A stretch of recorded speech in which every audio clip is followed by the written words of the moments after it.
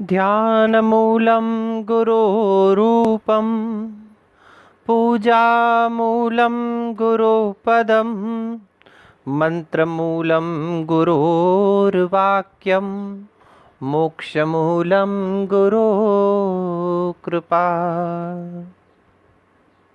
कल के व्याख्यान में हमने देखा किस प्रकार से रत्नाकर डाकू आदि कवि वाल्मीकि बने और महर्षि वाल्मीकि ने, जिनको महापुरुषों ने अवतारी दुराचारी की संज्ञा तक दी थी, वैसे महापुरुष बनकर के, महर्षि बनकर के, और उन्होंने किस प्रकार से रामायण की रचना की। पर ध्यान दीजिएगा, रामायण की रचना तो की, लेकिन राम के जन्म से पूर्व रामायण की रचना की। न केवल संस्कृत साहित्य, विश्व के किसी भी भाषा के साहित्य में ऐसा कोई उदाहरण नहीं मिलता है कि किसी पात्र के जन्म से पूर्व उसके जीवन के ऊपर कोई ग्रंथ, कोई काव्य, कोई महाकाव्य लिख दिया गया हो।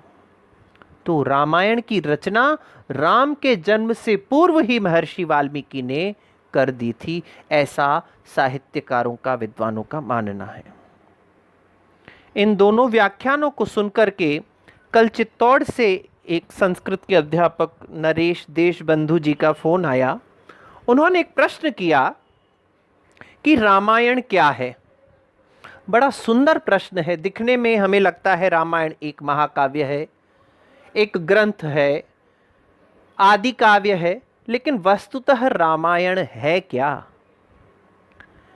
प्रश्न का उत्तर जो मुझे समझ में आया उस पर आज हम चर्चा करेंगे। मैंने उत्तर दिया, राम से श्री राम बनने की कथा ही रामायण है। राम से श्री राम तक चलने की जो यात्रा है, जो सफर है, वस्तुतः वही रामायण है, राम का मार्ग है। कैसे? आज राजमहल में राम के राज्याभिषेक की तैयारी हो रही है कि कल राम को राजा बनाया जाएगा।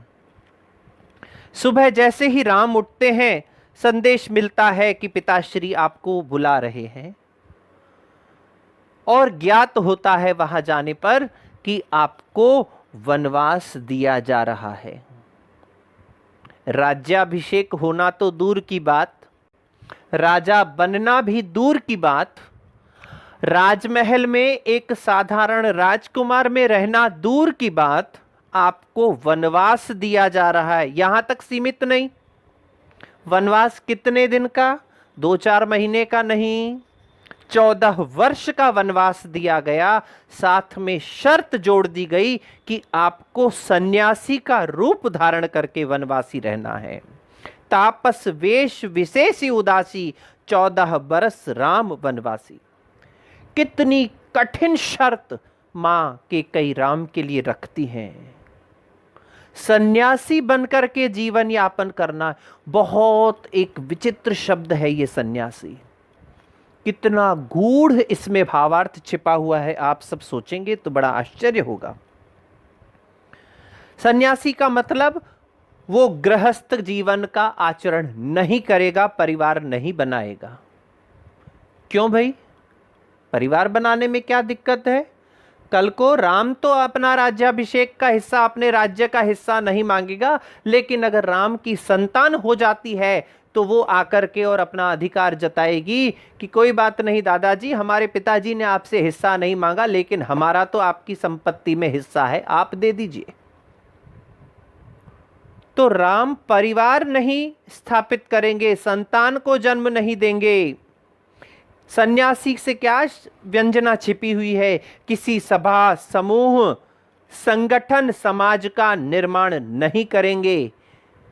किसी मनुष्यों के संगठन के राजा नहीं बनेंगे, नेता नहीं बनेंगे। क्यों? क्योंकि हो सकता है कल को किसी स्थान के, समूह के, किसी संगठन के नेता या राजा बन जाएं, तो हो सकता है कि राम वापस आकर के अयोध्या पर आक्रमण करके अयोध्या जीत ले। शर्त रखी सन्यासी की। फिर क्या कहा सन्यासी के साथ? और क्या जुड़ा हुआ है? स्थायी आवास नहीं होगा, कहीं पर पक्का मकान नहीं बना सकते हैं, झोंपड़ी में रहना पड़ेगा। स्थायी निवास नहीं हो सकता। किसी भी स्थान पर लंबे समय तक निवास राम नहीं कर सकते हैं। ये शर्तें हैं उस सन्यासी जीवन की। बड़े सहर्ष राम ने अपने पिता की आज्ञा को पालन किया और निकल गए आगे के लिए। कितना कष्टपूर्वक वह 14 वर्ष का जीवन गया। उस राम ने अपने जीवन में बड़े कष्ट सहन किए। रात्रि को पता चल जाए कि हमारा राज्याभिषेक हो रहा है और सुबह हमें घर से बाहर निकाल दिया जाए, रोज अखबारों में पढ़ने के लिए, अरे 2 गज जमीन के लिए, 200 गज जमीन के टुकड़े के लिए माता पिता का खून कर दिया जाता है। लेकिन राम बिना उफ किए चुपचाप से घर से बाहर, राजमहल से बाहर चले जाते, अयोध्या से बाहर चले जाते हैं। इतना ही नहीं, प्रजा रंजन के लिए राम सब कुछ करते हैं। जन कल्याण के लिए राम का जन्म हुआ है। कहा किसी महापुरुष ने, त्याग दी सब ख्वाहिशें जन कल्याण करने के लिए, राम ने खोया बहुत श्री राम बनने के लिए। सच में राम ने बहुत कुछ खोया है। क्या नहीं खोया? अपना घर छोड़ा, अपना परिवार छोड़ा, अपनी प्रजा को छोड़ा, माता पिता और यहाँ तक कि प्रजा रंजन के लिए अपनी पत्नी तक का त्याग कर दिया।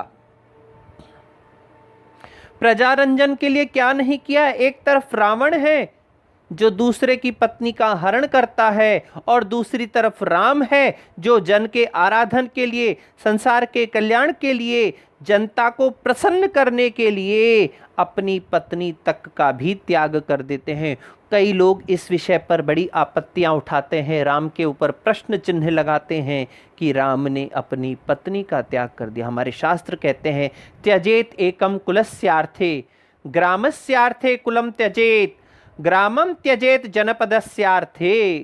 यानी एक व्यक्ति जो है वो अपने हित का, अपने अर्थ का त्याग पूरे परिवार के लिए करे, और ग्राम के कल्याण के लिए अपने कुल का त्याग करे, और जनपद के कल्याण के लिए कुल का त्याग करे, ग्राम का त्याग करे, और देश के, राष्ट्र के, समाज के कल्याण के लिए जनपद का के अर्थ का, प्रयोजन का भी त्याग कर देना चाहिए। राम ने वही किया है। संपूर्ण संसार के कल्याण के लिए उन्होंने वनवासी बनना, सन्यासी बनना स्वीकार किया है। उत्तर रामचरितम नाम का भवभूति के द्वारा रचित एक ग्रंथ है, उसमें कितनी सुंदर बात राम ने कही है। स्नेहम दयाम च सौख्यम च यदि वा जानकीम अपि आराधनाय लोकानाम मुंचतो नास्ति में व्यथा। स्नेहम दयाम च सौख्यम च, मैं अपने स्नेह का, दया का और सुख का भी त्याग कर सकता हूं। यदि वा जानकीम अपि, अपनी प्राणों से प्रिय पत्नी जानकी का भी त्याग कर सकता हूं। आराधनाय लोकानाम, इस संसार के आराधन के लिए, प्रजा के रंजन के लिए, इन सब का त्याग करते हुए भी नास्ति में व्यथा, मेरे मन में थोड़ी सी भी व्यथा नहीं है। क्या अद्भुत चरित उस राम का, श्री राम बनने का सफर का। एक बार राजेश रामायणी जी बड़े रामचरितमानस के मर्मज्ञ विद्वान हुए हैं, उन्होंने भी बड़ी सुंदर बात कही कि जन कल्याण के लिए, शबरी के कल्याण के लिए, जटायु के कल्याण के लिए, हनुमान के कल्याण के लिए, सुग्रीव के कल्याण के लिए, यहाँ तक कि रावण के कल्याण के लिए भी राम को सन्यासी बनना पड़ा। बड़ी सुंदर पंक्ति उन्होंने एक बार कही, दशकंद के मारण को चतुरंगिणी शक्ति नृपता होती खासी। कि अगर वो चाहते दशकंद को मारना था, रावण को मारना था, तो चतुरंगिणी सेना साथ ले जाते। ऋषि और मुनि के सत्कारण को कई यज्ञ विधान होते सुख राशि। ऋषि और मुनियों का अगर वो कल्याण करना चाहते थे तो कई प्रकार के यज्ञ इत्यादि कर सकते थे, या वहां जाकर के जंगल में करवा सकते थे। मन राखते बंधु भरत को तो घरे फिर जाते प्रजा के उपासी। शबरी वनवासिनी होती न जो, प्रभु राम भी ना बनते वनवासी। अगर शबरी वनवासी नहीं होती तो राम भी वनवासी नहीं होते। कितनी सुंदर बात कही। उस एक साधारण सी महिला के कल्याण के लिए राम को वनवासी बनकर के 14 वर्ष तक सन्यासी के रूप में अपना जीवन गुजारना पड़ा। यही हमें बात राम और रावण के जीवन को पृथक करके उपदेश देती है कि रामादिवत प्रवर्तितव्यम न तु रावणादिवत। हमें किसके समान आचरण करना चाहिए? राम इत्यादि के समान आचरण करना चाहिए, न कि रावण इत्यादि के समान आचरण करना चाहिए। कल एक प्रश्न और आया मेरे पास, शशांक कछावा जी ने पूछा कि ये राम कथा में आखिर हमें राम के ही समान आचरण क्यों करना है, और ये इतनी बड़ी कथा में राम के समान आचरण करना है, रावण के समान नहीं, इतनी बड़ी लाइन लिखने की ज़रूरत क्या थी? फिर मुझे बात याद आई, किसी ने प्रश्न किया कि एक बार हम अलवर के पास हरियाणा में एक जनपद है, वहाँ राम कथा के ऊपर व्याख्यान देने के लिए गए थे। तब बड़ी सुंदर सी बात एक ग्रामीण ने कही कि एक राम एक रावण ना, एक क्षत्रिय एक बामन ना, याने वाकी हरी लुगाई और वाने वापर करी चढ़ाई, याने वाको मार गिराया और वासे अपनी पत्नी को ल्याया, इतनी सी या बातन ना और तुलसी लिख गया पोथन ना। बड़ी सुंदर बात कि एक राम है, एक रावण है, एक क्षत्रिय है और एक ब्राह्मण है। इसने उसकी पत्नी का हरण किया, एक ने दूसरे के ऊपर चढ़ाई की, उसको मारा और अपनी पत्नी को लेकर के आ गया। बात तनिक बात सी बातन ना और तुलसी लिख गया पोथन ना। बहुत छोटी सी बात है, 2 लाइनों की बात है, उसमें हमें तुलसी जी, वाल्मीकि जी ने 24,000 श्लोक का रामायण लिख दिया और तुलसीदास जी रामचरितमानस लगभग 600-700 पृष्ठों की रामचरितमानस लिख गए। आखिर ऐसा क्यों? बड़ा सुंदर सा काव्य प्रकाश में इसका वर्णन किया गया है। रामादिवत प्रवर्तितव्यम न तु रावणादिवत। केवल इन 4 पंक्तियों की रामायण सुनने से हमें यह ज्ञात नहीं होता है कि हमें राम के समान आचरण करना चाहिए या रावण के समान आचरण करना चाहिए।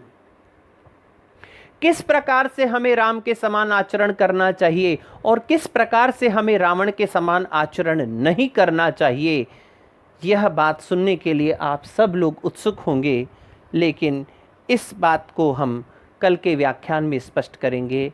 आज के लिए ही इतना कहकर अपनी वाणी को विराम देना चाहूँगा। ओम शम।